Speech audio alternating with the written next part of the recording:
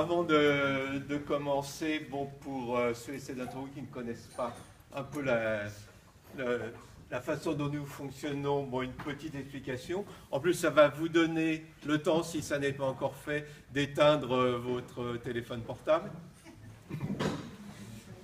Donc, quand je vois qu'il n'y a plus de mouvement. Donc, simplement pour vous presser les choses, donc la présentation que vous allez voir donc, est faite par des élèves de l'atelier théâtre donc, que nous animons sur Anduze depuis maintenant un certain nombre d'années.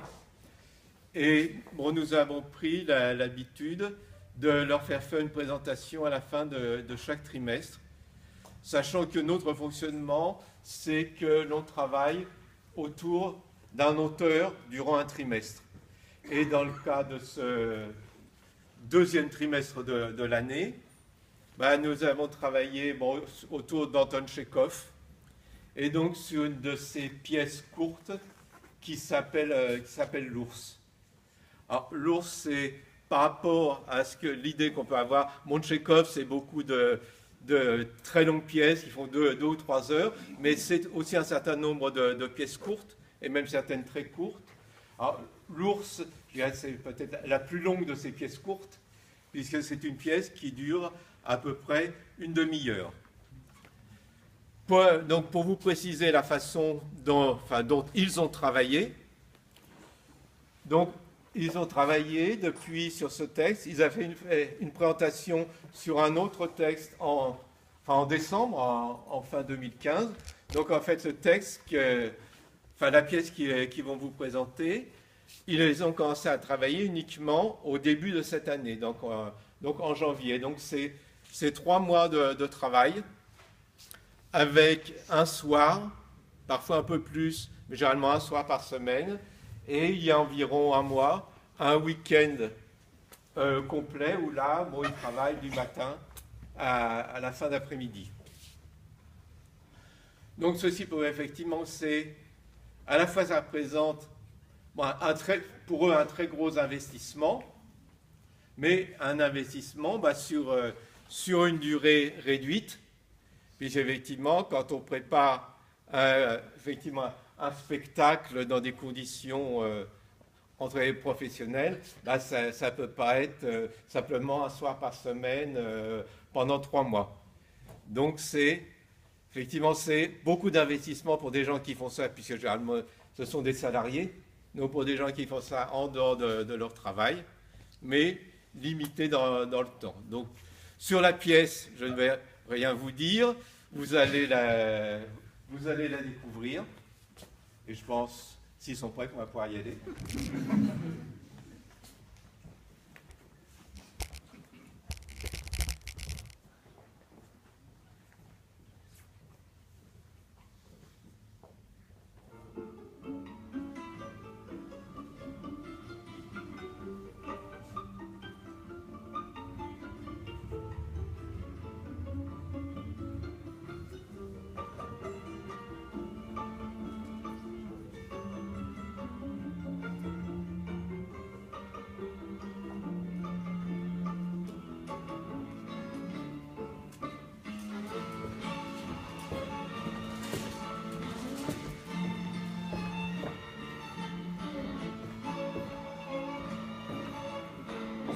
Oh bien, madame!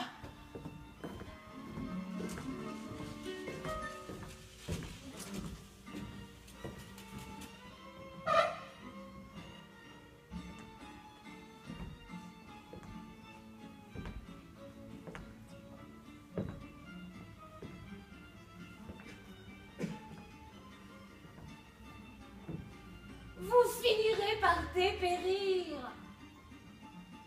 Tout le monde est content, même le chat, qui sait profiter de ce qui lui convient.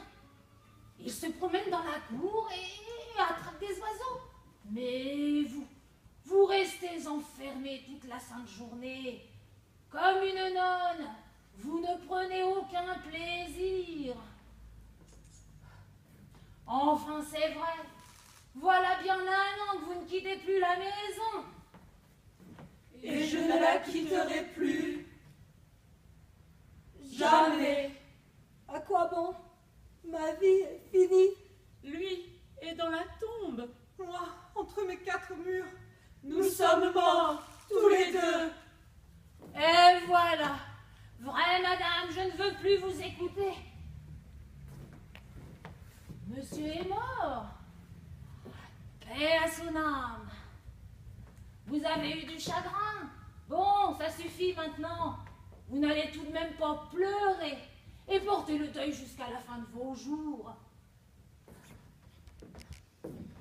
Moi aussi, dans le temps, j'ai perdu mon vieux. J'ai pleuré pendant un mois, voilà tout. C'était bien suffisant. Il ne méritait pas que je me lamente davantage. Voyons, madame, vous qui êtes jeune et belle, vous êtes faite pour vous amuser. Vous savez bien que la beauté n'a qu'un temps. Qui sait si dans 10 ans, vous n'aurez pas envie de faire la roue devant des officiers. Seulement voilà, il sera trop tard. Je te prie de ne jamais me parler de cela. Je me suis juré de ne jamais quitter le deuil et de renoncer au monde. Tu m'entends? Que son ombre voit à quel point je l'aime. Oui, il a souvent été injuste et cruel. Il me trompait même, mais Je lui serai éternellement fidèle. Oh, au lieu de dire des choses pareilles, vous feriez mieux de faire atteler Toby et d'aller rendre visite à quelques voisins. Oh, Toby, il l'aimait tellement. et comme il le conduisait bien. Que de grâce dans sa silhouette quand il tirait de toutes ses forces sur les rênes de Toby. Tu t'en souviens? Oh, Toby, Toby, qu'on lui donne un quart d'avoine supplémentaire aujourd'hui. Oh bien, madame.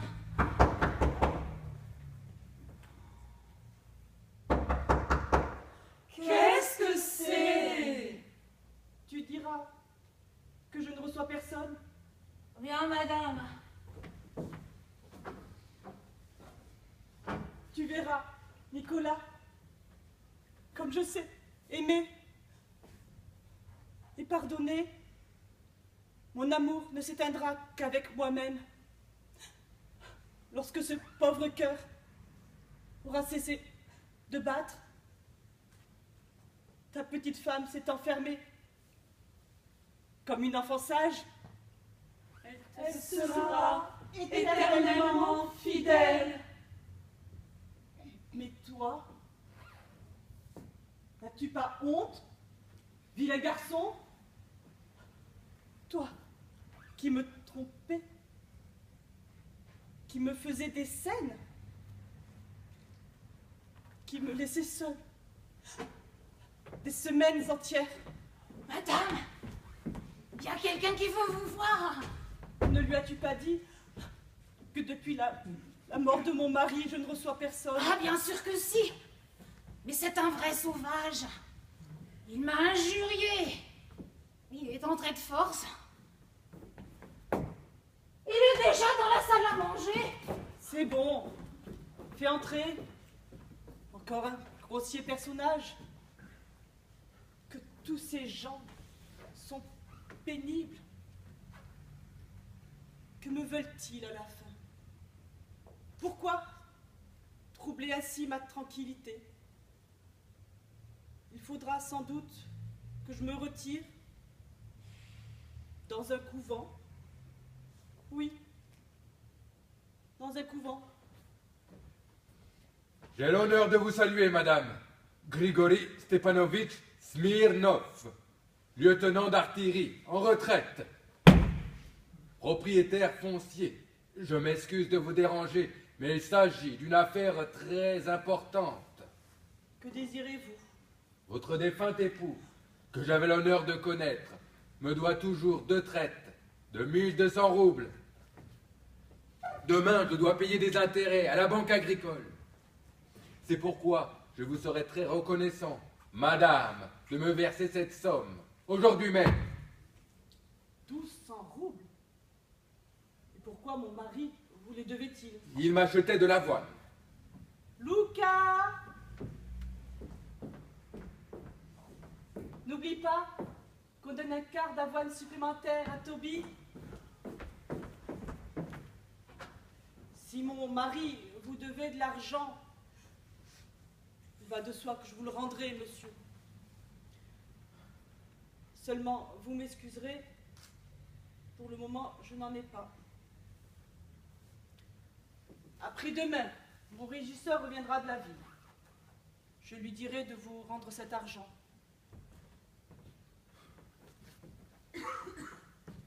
Mais pour le moment, je ne peux rien pour vous. Il y a, d'ailleurs, exactement 7 mois. 7 mois que mon mari est mort.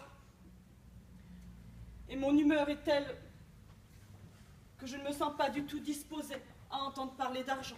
Et moi, si je ne paie pas les intérêts demain, je suis complètement fichu. Voilà mon humeur. Ma propriété sera saisie. Vous aurez votre argent après-demain. Mais ce n'est pas après-demain qu'il me le faut, c'est tout de suite. Excusez-moi, mais c'est impossible. Et moi, il m'est impossible d'attendre jusque-là. Que voulez-vous que je fasse? Je n'ai pas d'argent. Ainsi, vous ne pouvez pas me payer. Non, C'est votre dernier mot? le dernier. Définitif. Définitif. Parfait. Nous prenons note. Et l'on veut encore que je garde mon sang-froid. Bon, cet argent, il me le faut absolument. Je suis parti de chez moi hier matin, avant l'aube, pour faire le tour de mes débiteurs. Et pas un seul ne m'a payé. Je suis rentré comme un vieux chien. J'ai couché, le diable sait tout, dans le cabaret d'un juif, à côté d'un baril de vodka. Bon, je m'amène ici, espérant enfin toucher mon dû. Et voilà qu'on me régale d'une humeur, mais s'il n'y a pas de quoi être en colère. Excusez-moi, mais je vous l'ai pourtant dit clairement. Vous aurez votre argent dès que mon régisseur sera rentré. Mais c'est à vous que je m'adresse, madame, non à votre régisseur. Pardonnez-moi, monsieur, mais je n'ai pas l'habitude de ce genre de langage, ni de ce ton. Je ne vous écoute plus.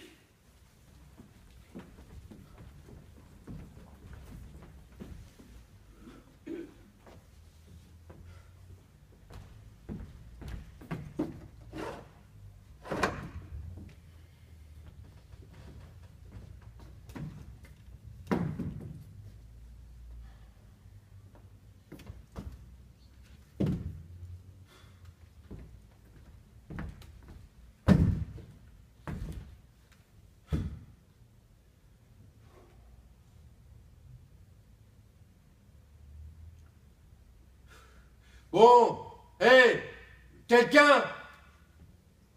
Quelqu'un? Madame est malade, monsieur. Elle ne reçoit plus. Ah bon?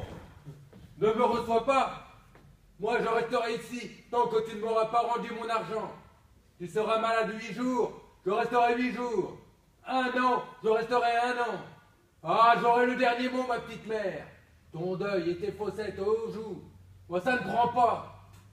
On les connaît, vos fossettes.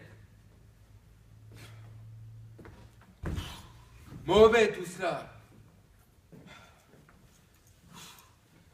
Une chaleur à en crever.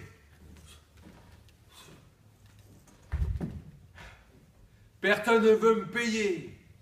J'ai à peine dormi cette nuit, et par-dessus le marché, ces voiles de crêpes, et l'humeur de madame.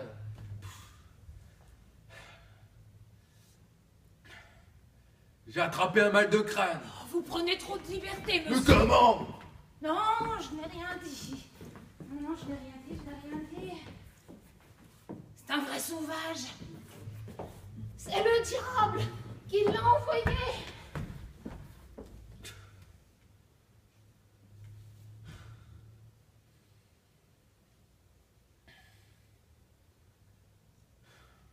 Bon, hé, quelqu'un? Monsieur, dans ma solitude, j'ai depuis longtemps oublié le son de la voix humaine. Je ne supporte pas les cris. Ne troublez pas ma quiétude.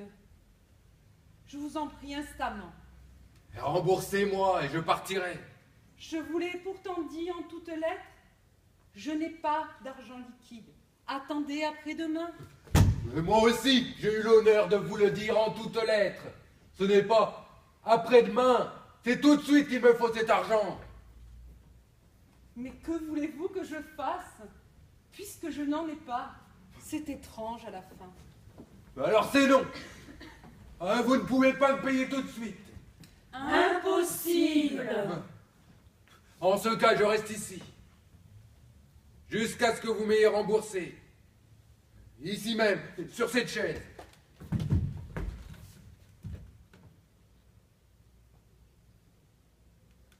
Mais vous vous figurez peut-être que je plaisante. Monsieur, ne criez pas. Vous n'êtes pas dans une écurie. Mais je ne vous parle pas d'écurie. Je vous demande si je dois payer des intérêts demain, oui ou non. Vous ne savez pas vous conduire avec les dames. Mais si, madame, je le sais. Non, monsieur, vous ne le savez pas. Vous êtes grossier et mal élevé. Un honnête homme ne parle pas ainsi à une femme. Mais comment faut-il donc vous parler? En anglais, peut-être. Oh, please, my dear, it is very kind of you to refuse to repay me. Oh, sorry, je vous ai dérangé. Il fait un temps délicieux et le deuil vous va ravir. C'est bête et c'est grossier. C'est bête et c'est grossier. Ah, je ne sais pas me conduire avec les femmes. Madame, j'ai connu dans ma vie plus de femmes que vous n'avez vu de moineaux. Pour elles, je me suis battu 3 fois en duel. J'en ai lâché 12, et 9 m'ont lâché. Mais oui, madame, il fut un temps où je faisais l'imbécile, où je flattais ces dames, je claquais des talons. J'aimais, je souffrais, je soupirais au clair de lune. Mais aujourd'hui, on ne m'aura plus, suffit. Vous excuserez ma franchise, mais n'importe quel moineau peut rendre des points à vos philosophes en jupon. Ah ben, contemplez un peu l'une de ces créatures poétiques. Quelle grâce éthérée, enveloppée dans de la mousseline. Elle a mis le charme, une vraie déesse. Mais allez jusqu'au cœur, et c'est le plus vulgaire crocodile que vous trouverez. Mais ce qui me révolte le plus, c'est que ce crocodile s'imagine que son domaine, c'est l'amour. C'est l'amour, Vous-même, madame, qui avez le malheur d'être une femme, dites-moi donc franchement, avez-vous jamais rencontré une femme fidèle, sincère et constante? Ben non, n'est-ce pas? Il n'y a que les vieilles bites et les laidrons qui sont fidèles et constants. Vous dénicherez plus facilement un chat à cornes ou une bécasse blanche qu'une femme fidèle. Permettez, monsieur, à votre avis, qui est fidèle et constant en amour? L'homme peut-être? Mais parfaitement, madame. L'homme. Vraiment? Première nouvelle. L'homme fidèle et constant en amour.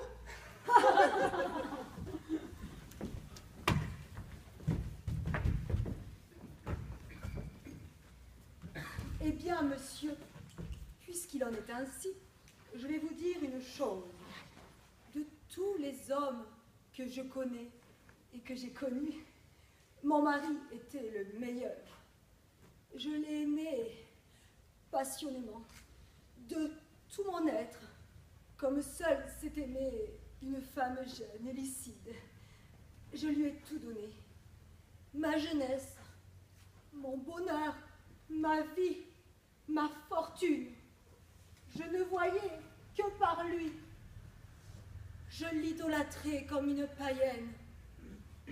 Eh bien, monsieur, cet homme me trompait à chaque pas d'une façon odieuse.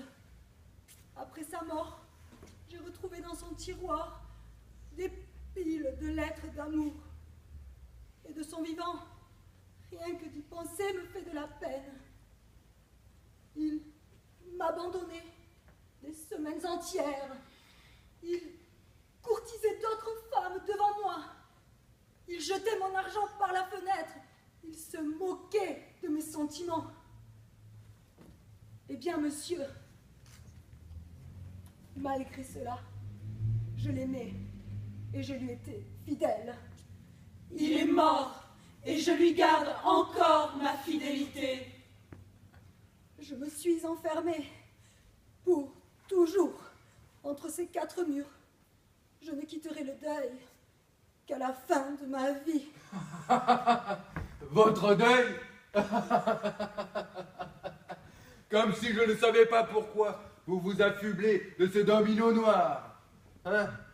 Pourquoi vous vous enfermez entre quatre murs? Parbleu, c'est si mystérieux, n'est-ce pas? Si poétique. Un rimeur de bas étage passera devant votre propriété, regardera vos fenêtres et se dira: c'est ici que vit cette mystérieuse Tamara qui par amour par son mari s'est retirée du monde pour toujours. On connaît la chanson. Quoi? Comment osez-vous? Vous vous êtes enterrée vivante, oui, mais sans oublier de vous mettre de la poudre. De quel droit me parlez-vous sur ce ton? Ne criez pas. Je ne suis pas votre régisseur. N'étant pas une femme, j'ai l'habitude de m'exprimer avec franchise. Inutile de crier. Ce n'est pas moi qui crie, c'est vous. Veuillez me laisser. Mais quand vous m'aurez rendu mon argent... Vous ne l'aurez pas. Que si!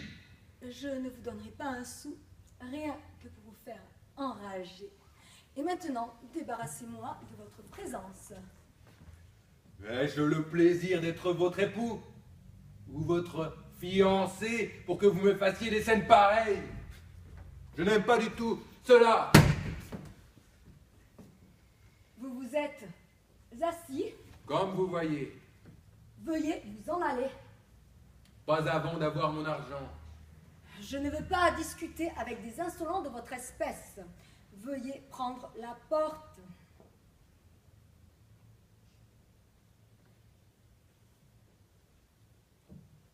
Vous ne partirez pas? Non. Non. Non. Mais non! Très bien. Luca! Luca? Luca? Luca!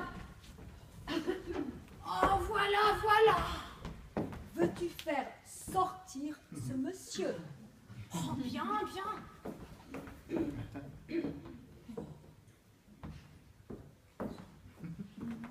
Il faut vous en aller, monsieur. Puisqu'on vous le dit, il n'y a pas... Mais silence! À qui crois-tu parler? Je te réduirai en poussière, moi. Seigneur Saint-Martyr.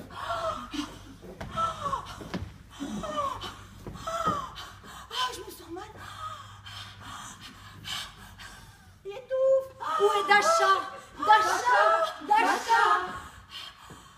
Il n'y a personne à la maison.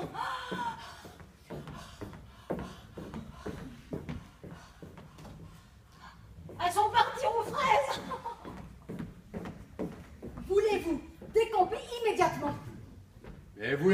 être poli. Vous êtes un moujik, un ours mal léché, un goujat, un monstre. Comment? Qu'avez-vous dit? Vous êtes un ours, un monstre. Un ours, un monstre. Attention! De quel droit m'insultez-vous?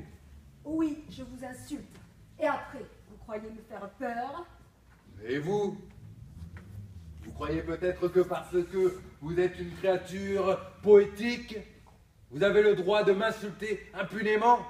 Hein? Je vous provoque en duel! Oh Seigneur, Saint Martyr. Je le savais, vous êtes un rustre. Nous allons nous battre! Vous croyez me faire peur avec vos gros poings et votre voix de brute. Espèce de goujat! Nous allons nous battre! Je ne permets à personne de m'insulter. Je me fiche que vous soyez une femme, une faible créature. Vous êtes un ours! Un ours. Ah, seuls les hommes devraient payer pour une insulte. Taratata, il est temps d'en finir avec ce préjugé. Égalité des droits, soit œil pour œil, dent pour dent. Nous nous battrons en duel. Nous battre en duel. Parfait. Et tout de suite. Et tout de suite, mon mari possédait des pistolets. Je cours les chercher. Avec quel choix je planterai une balle dans votre front d'airain. Que le diable vous emporte.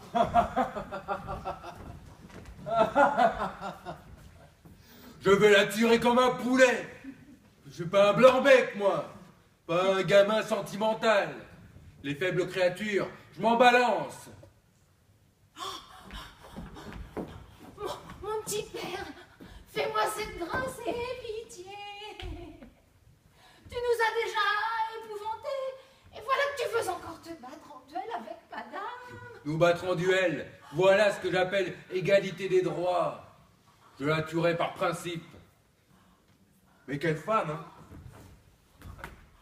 Les joues en feu, les yeux luisants, comme elle a accepté le défi.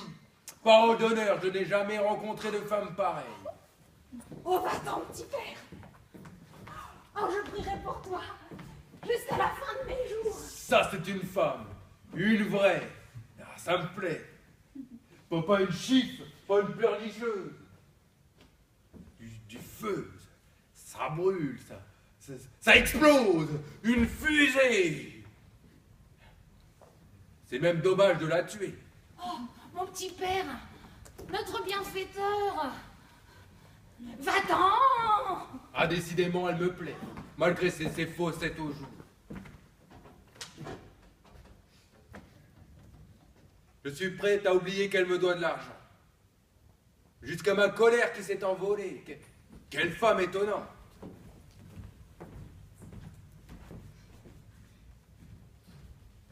Les voilà. Mais avant de nous battre, vous voudrez bien me montrer la façon de s'en servir. Je n'ai jamais eu de pistolet entre les mains. Ah bah, voyez-vous, madame, il y a plusieurs marques de pistolets. Ainsi, par exemple, le pistolet Mortimer, à capsule, particulièrement recommandé pour un duel. Les vôtres sont de la marque Smith et Wesson, à triple coup, avec extracteur, excellent pistolet. Ils valent 90 roubles la paire, au bas mot. Il faut tenir l'arme comme cela.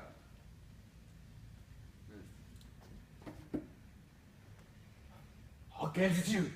Quels yeux! Quelle femme étonnante! Comme ceci? Parfaitement. Ensuite, vous levez le chien. Vous visez comme cela. La tête un peu en arrière. Le bras bien tendu. Voilà. Ensuite, vous appuyez sur ce petit truc et c'est tout. Règle principale. Ne pas s'énerver. Visez sans se presser. et veuillez à ce que votre main ne tremble pas. Bien. Mais ce n'est pas très pratique de tirer au pistolet dans cette pièce. Allons au jardin. Comme vous voudrez. Seulement, je vous préviens, je tirerai en l'air. Il ne manquait plus que cela. Et pourquoi? Et parce que cela me regarde. Vous avez la frousse? C'est ça? Ah non, monsieur. Inutile de biaiser. Vous allez me suivre. Je ne me sentirai calme qu'après avoir percé votre front, ce front que je déteste. Vous avez la frousse? Oh oui, j'ai la frouste. Menteur! Pourquoi refusez-vous de vous battre? Mais parce que vous plaisez. Je lui plais, et il ose. Vous pouvez vous retirer.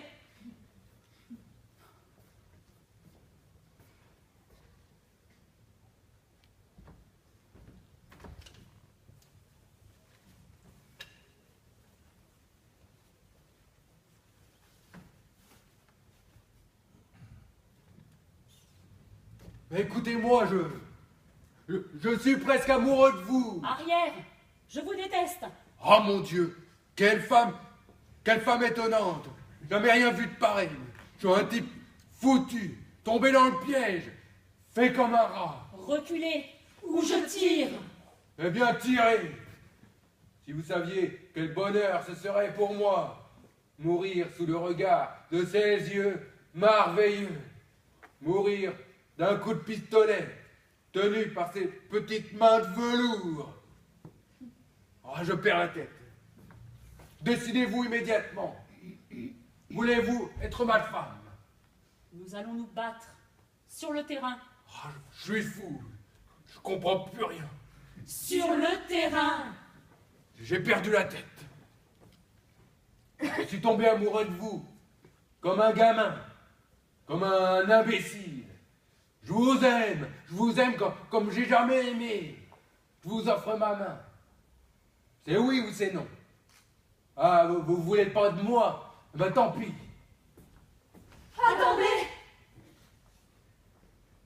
Eh bien, Non, allez-vous-en. C'est-à-dire, attendez. Non, partez, je vous déteste. Ou non, ne partez pas. Ah, si vous saviez comme je suis furieuse. Mais furieuse! Oh, quelle saleté! J'en ai les doigts tout engourdis. Qu'est-ce que vous attendez? Fichez le camp. adieu. Mais oui, partez. Attendez! Non, partez. Oh, que je suis furieuse. N'approchez pas. N'approchez pas. Et moi, je suis furieux contre moi-même. Tomber amoureux comme un potache, me mettre à genoux, je vous aime. Bien besoin de cela. Demain, je dois payer des intérêts à la banque agricole. Et vous voilà, vous, par-dessus le marché. Je ne me le pardonnerai jamais. Arrière! Oh, bas les pattes! Je vous déteste! Nous allons nous battre! Sans martyr!